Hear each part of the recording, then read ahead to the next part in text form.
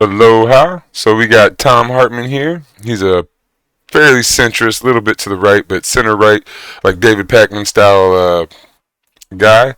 He is talking about plantation politics of MAGA America. Is this the future we want? All the other videos, people are talking about oligarchy, fascism, this and that. All same stuff. The video we just did talked about the plantation of the duopoly. So let's see what Tom Hartman has here for MAGA. Let's see if he sees the plantation as it is, or has he got that TDS type deal. He's a staunch politics Democrat. of MAGA America. Is this the future? The plantation politics of MAGA America. Is this the future that we want? And what I'm starting out, the meme I'm starting out with is that welcome to your first full day in the Confederate States of America. Much like the old Confederacy, the new Confederacy is devoted to making America as white as possible, stripping women and minorities of political and economic power, gutting workers' rights, rigging election outcomes, leaders nakedly taking bribes, using the phony... So America has only been for most of those things for the last 60 years. America has never, the U.S. has never been for those things. It's never been... Let's go back. What's he saying? Voted to making America as white as possible. That, well, other than bringing slaves, right, the ruling class has always been as white as possible. But they brought slaves. The working class has normally been brown. Now, you know, they don't care as much. They try to make the working class as white as possible too. So, yeah, but that's normal. Stripping women and minorities of political and economic. That too is pretty normal. But women and minorities didn't have rights up until the 60s, right? So that's pretty normal American power, gutting workers' rights. Workers didn't even have rights until about the 1920s or so, maybe 19 teens. So America has never been about workers' rights either. Rigging election outcomes. We've always been rigging elections. The Democrats rigged the election against Bernie in 2016 to pick Hillary. They rigged it again in 2020 to get Joe Biden in. Like, Obama had a lot to do with that. But we only get to choose two people. And we went over the Jones plantation earlier, right? So it's rigged. They tell us, they give us an option of, 5 or 10 people to whittle it down to 2.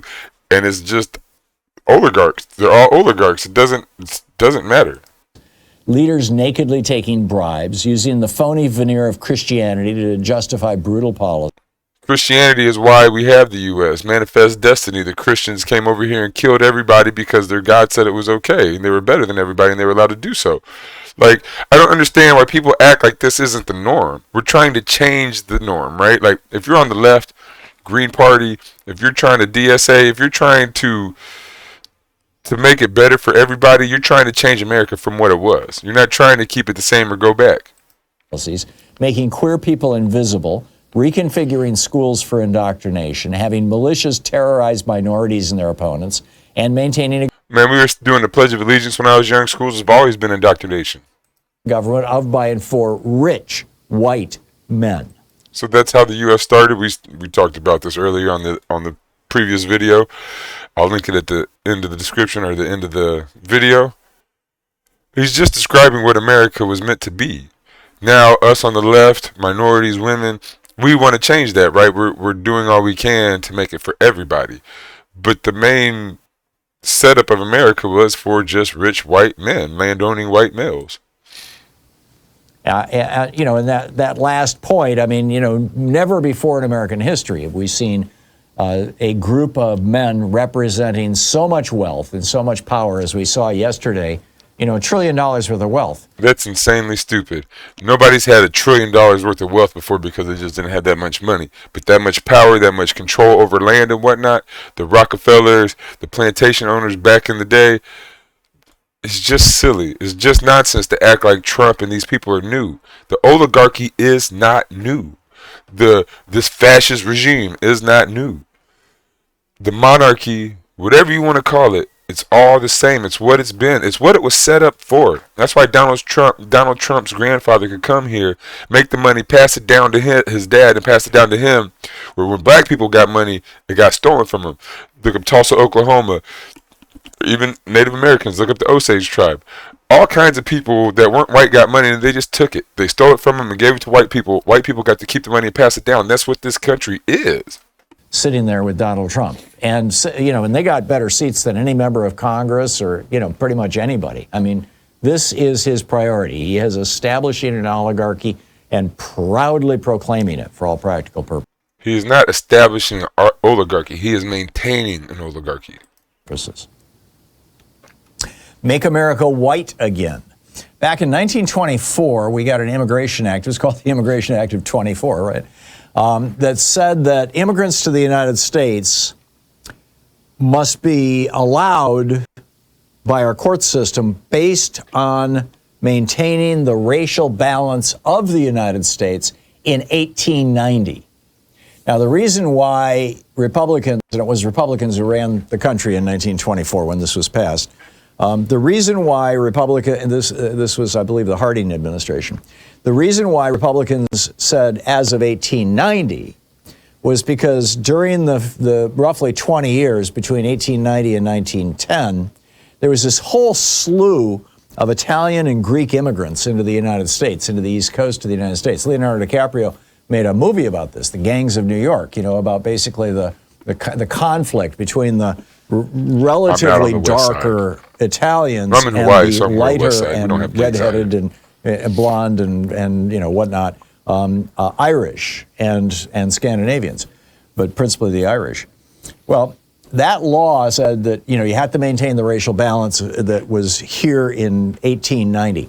That law got overturned in 1965 with the Immigration Act of 1965. LBJ signed it into law, Civil which rights says that we're no longer doing racial quotas.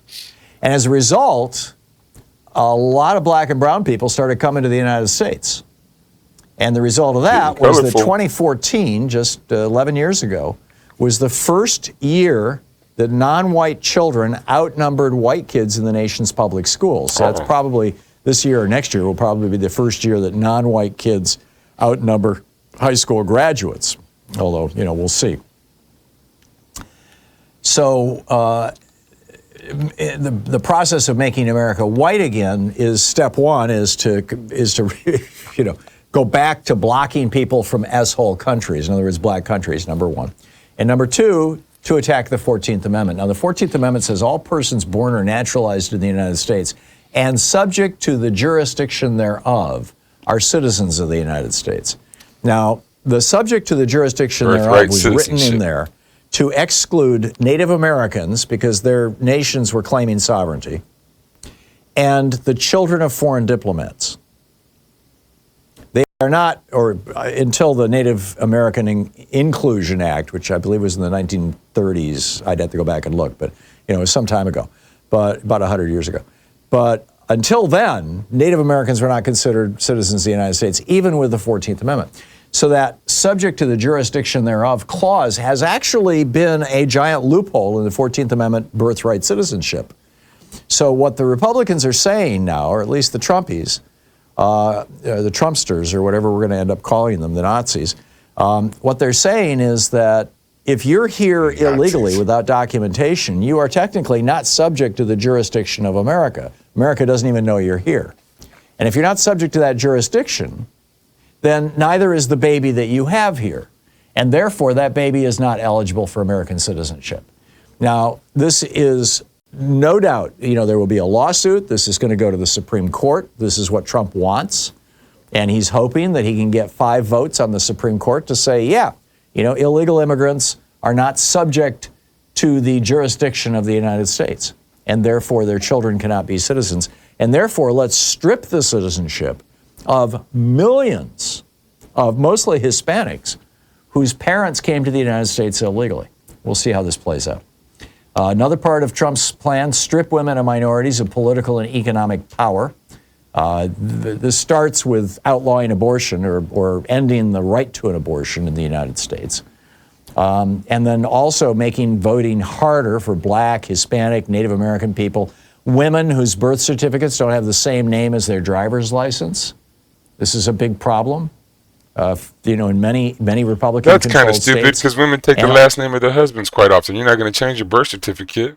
Also, rolling back DEI programs. DEI programs, as I said, principally benefit women. But also, if you look at the composition of Trump's incoming administration and cabinet, it's reasonable to assume that non-white people must be willing to play the same role that Samuel L. Jackson did in Django Unchained if they want a position in the Trump administration. The next is gutting workers' rights. You'll recall Donald Trump congratulated Elon Musk on that infamous X Live event where, for firing people who say that they want to form a union. And Musk laughs and says, yeah. And Bezos, of course, is virulently anti-union over on Amazon.